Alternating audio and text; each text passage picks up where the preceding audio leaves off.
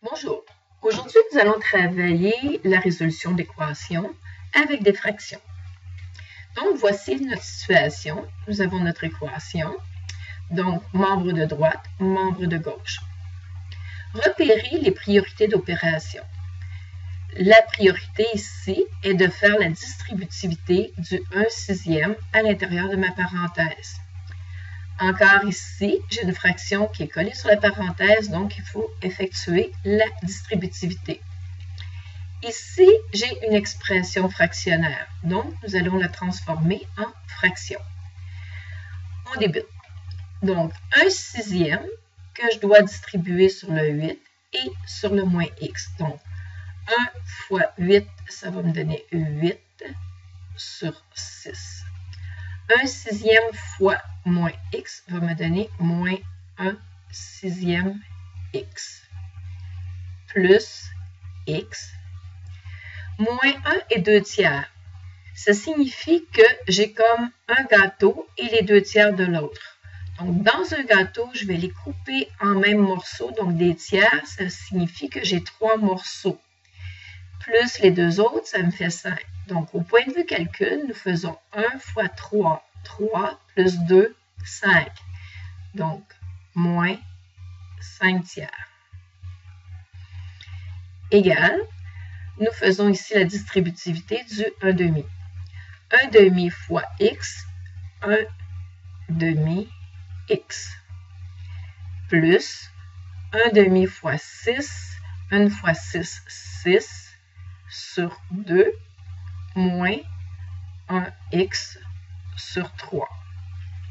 Ici, pour nous aider, nous allons le mettre sur 1. Une fois cela fait, nous observons nos dénominateurs. 6, 3, 2. On regarde lequel est le plus gros dénominateur, donc 6. Est-il le plus petit commun multiple? Nous vérifions.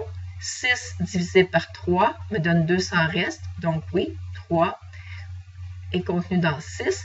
6 divisé par 2 me donne 3 sans reste. Donc, mon dénominateur commun est 6. Donc, nous écrivons ici sur 6 égale sur 6. Nous allons transformer maintenant en fraction équivalente. 8/6, il est déjà sur 6. Moins 1x sur 6, c'est déjà sur 6. Ici, j'ai x sur 1. Donc, cela signifie 1 fois a va me donner 6, donc fois 6.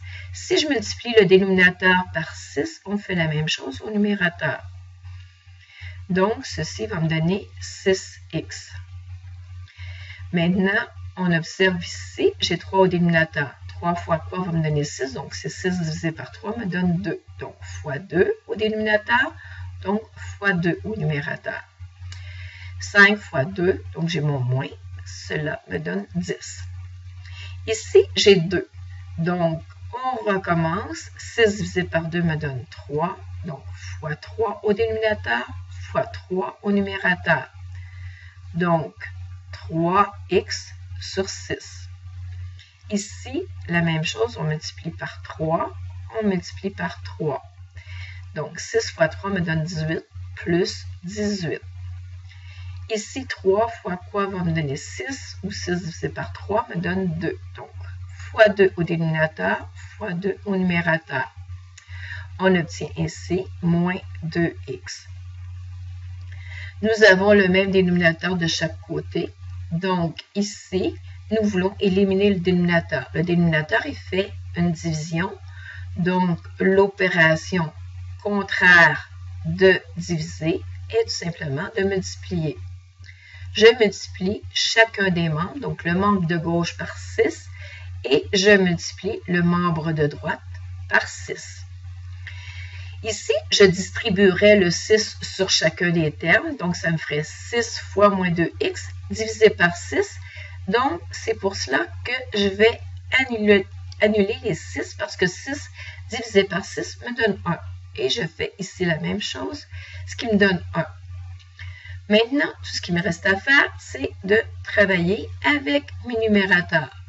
Donc, 8 moins 1x plus 6x moins 10 égale 3x plus 18 moins 2x. Maintenant, nous constatons que nous avons des termes semblables à gauche ainsi qu'à droite. Donc, nous additionnons les termes semblables. J'ai 8 moins 10, ce qui me donne moins 2.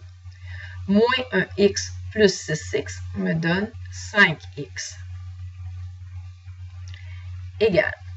3x moins 2x me donne 1x plus 18. Maintenant, nous avons deux termes de chaque côté. À gauche, nous voulons avoir les termes en x. À droite, nous voulons avoir les termes constants. Donc, ici, le terme constant moins 2 doit être éliminé. Son opposé à moins 2 est plus 2. Si j'ajoute 2 à gauche, j'ajoute 2 à droite. On obtient ainsi 5x plus, puisque moins 2 et 2 sont des opposés, donc ils s'annulent. Ensuite, ici, je vais avoir égal 1x plus 18 plus 2 me donne 20, donc plus 20. J'ai un terme en x. Ici, je recherche le terme constant, donc 1x doit être éliminé. L'opposé de 1x, c'est moins 1x. Je le fais à droite, donc je le fais à gauche. J'obtiens ainsi 5x moins 1x me donne 4x égale. Les x ici s'annulent puisque ce sont des opposés. Il me reste 20. J'ai un terme à gauche, un terme à droite. Maintenant, je peux trouver la valeur du x. 4 fois quoi va me donner 20? Pour trouver cette réponse, je divise par le coefficient du x qui est 4. Donc, à gauche, à droite. Et on obtient ainsi le résultat que x est égal à 5. Donc, voilà, à la prochaine!